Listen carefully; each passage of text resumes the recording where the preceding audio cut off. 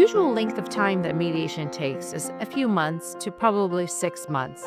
Rarely does it exceed a year.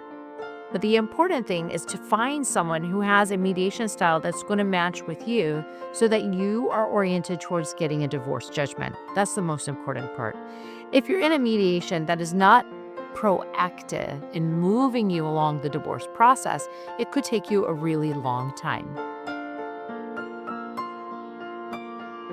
You do need documents for mediation, but that's the same for any divorce process.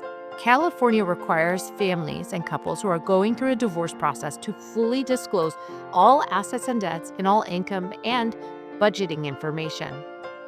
You even sign this information under penalty of perjury. So if you're going through a mediation process, you will want to pull your financial statements, the deed for the home, brokerage statements, RSU schedules, grant information, and things that are related to your estate. It's really important to have these ready and available so the mediator can assist you in creating the right agreements for your family. When you don't have the proper documentation available, it can cost you a lot more and take a lot more time. So being prepared is going to help you and the mediation both collectively. Now, you don't need to have these documents ready at hand at the start of the mediation. The mediator will advise you and likely provide you a list of the documents required and how to prepare for your first session. At our office, we deal with the assets and debts in one of the first sessions and provide you a preparation for the first working session that provides you all the information you need and a shared folder where you can put your documents so that you are more than prepared for that first session.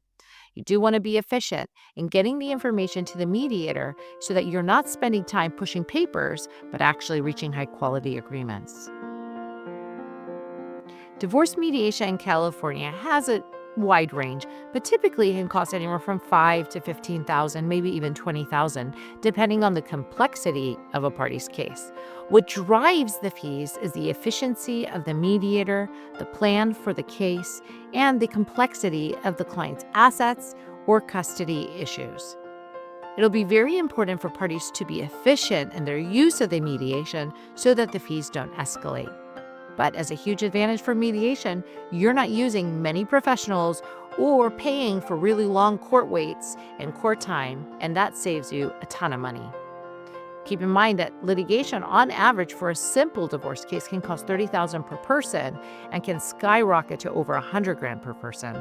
So any way you look at it, mediation has huge potential savings for families. It just means a couple where one of the parties is over the age of 50, and believe it or not, most divorces now do qualify under gray divorce. But a gray divorce mediation is really important. It's time to slow down and really think about issues that may not be relevant to those that are divorcing in their 20s, 30s, and 40s. You want to start thinking about retirement, how long support is going to be paid, whether children are phasing out of child custody and child support, what college might look like for them, and blended families. When you are going through a gray divorce, you want to take that time. Make sure you budget so that you know what your expected costs are after divorce, whether you need to make adjustments because your post-retirement life is changing, how you'll receive your Social Security benefits, when you'll receive them, and what you'll be entitled to, including spousal Social Security benefits, which are available to an ex-spouse.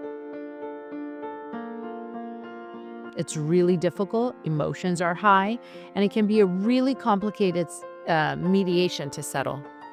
And it's, of course, no wonder. Trust has been really broken between the parties. But mediation still continues to be the better option for families. It is more effective, it's cost efficient, it's faster, and it really allows the parties to talk about options that are going to be available for them rather than having a court dictate it to them.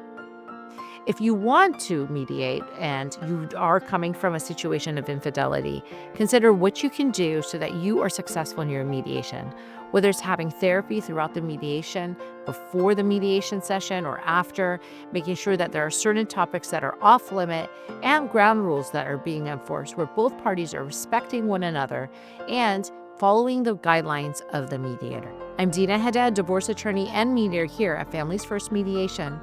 If you would like to learn more, don't forget to subscribe, and we look forward to seeing you in the next video.